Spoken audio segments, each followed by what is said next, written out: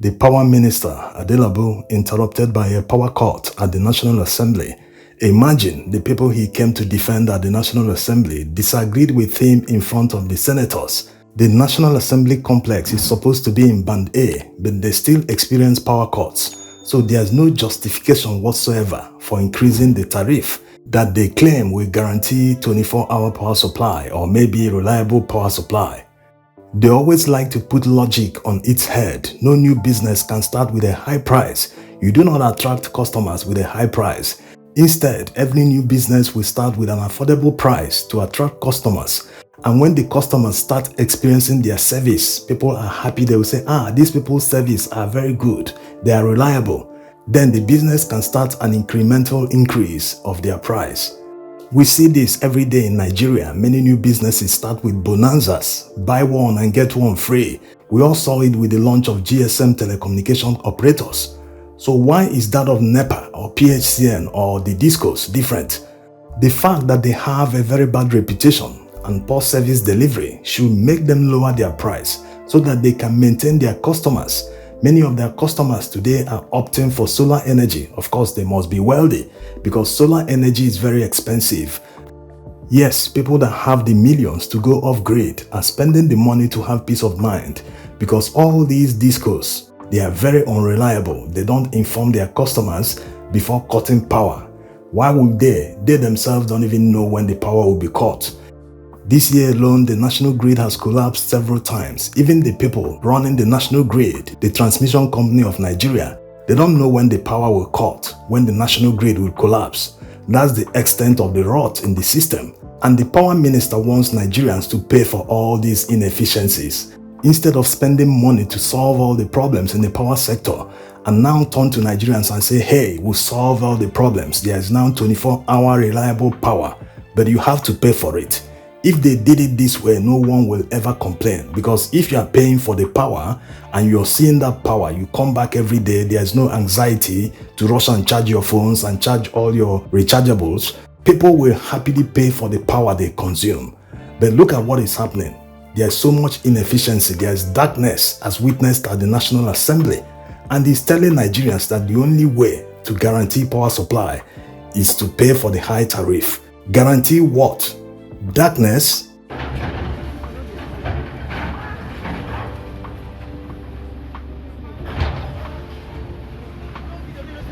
Demolishing private businesses is the priority of the current administration. Why are they spending more than 1 trillion naira on a coastal road? That's about $1 billion. Why not invest that money in the power sector?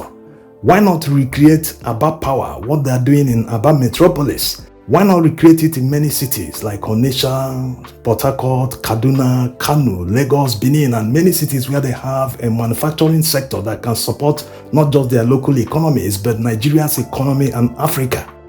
Nigeria's economy will benefit more than 1,000-fold if there is constant power supply, much more than Nigeria's economy will ever benefit from this coastal road. No, they rather waste that money and demolish private businesses that employ thousands of Nigerians. On the other hand, they will go abroad and be telling foreigners to come and invest in Nigeria, as if these foreigners don't know what is happening in Nigeria.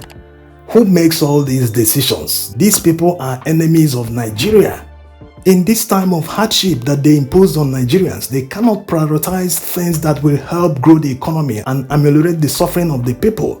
Because many people that are not employed today, if there is constant power in Nigeria, they can employ themselves. They can start using that power to be useful and earn a living. But no, you can't buy fuel, you can't buy diesel, you can't enjoy the electricity. Nothing is working, and they are prioritizing building a road that no one will drive on, that many people practically don't need right now, because there's another road that goes from Lagos, Lekki to Ajah and onward to Epe. This road can be expanded in the meantime until Nigeria's economy has a need for a coastal road. Right now, there's no need for a coastal road. Let's even assume they are doing all this because they don't want landmark and other beach resorts that are along the coast. They want to use this opportunity to expand the Eco-Atlantic City. It doesn't make any sense expanding it when they haven't sold all the plots available in phase 1 of the Eco-Atlantic City. This is an actual billboard they are asking for prayers from Nigerians to help Tinubu succeed. That if the current administration fails, that means Nigeria will fail.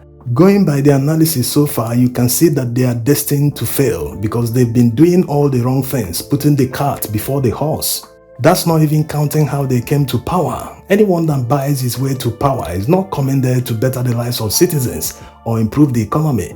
To them, it's business. You invest money and you recover your investments with profits. They are simply there for themselves and their associates. They've been taking all the wrong decisions. Look at the power minister, for instance. He is an accountant by training, just like the other power minister. Fashola is a lawyer by training. He never improved the power sector despite spending 4 years in the power ministry.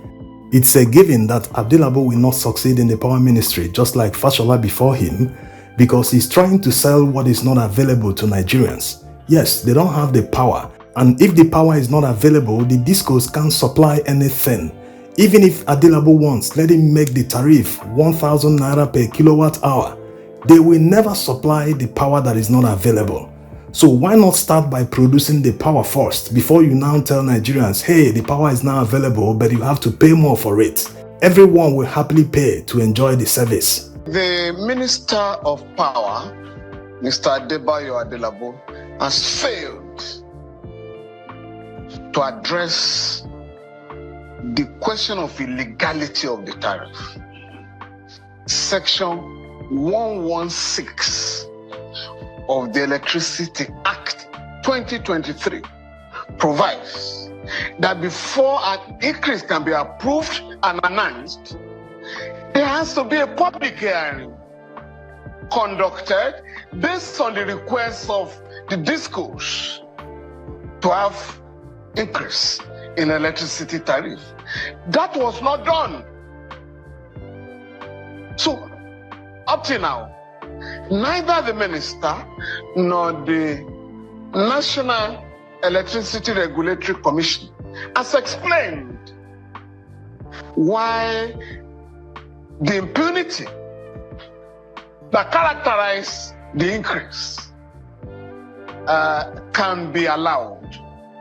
And that is why I've already given, as requested by the law, I've already given a notice to the commission that because, these guys are running Nigeria on the basis of impunity, and we cannot continue like this.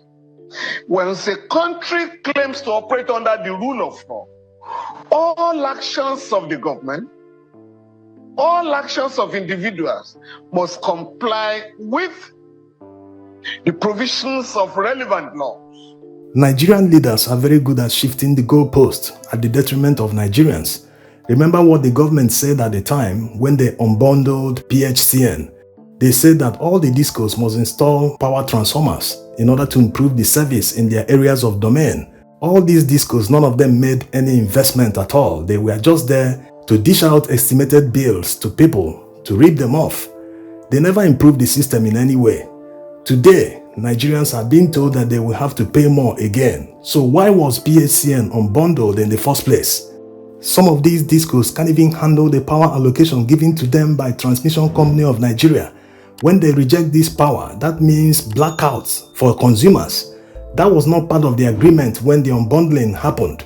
They said that they must provide power transformers before the electricity tariff will be increased.